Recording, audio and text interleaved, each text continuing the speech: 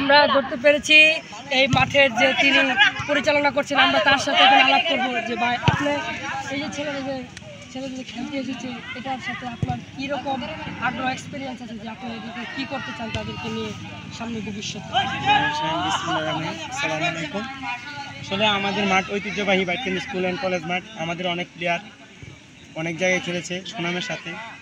আর এখন দেখা যাচ্ছে যে আমাদের মাঠের যে অবস্থা, কোনো খেলাধুলা নাই। সামনে যে প্লেয়ারের আগ্রহ আছে কিন্তু মাঠের ওরকম কোনোভাবে পরিচালনা করা হয় না।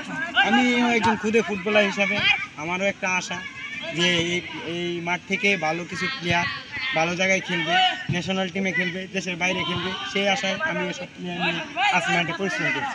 আসলে সবার আগ্রহের কারণেই এটা আমার কাছে ভালো লাগার একটা বিষয় হয়েছে।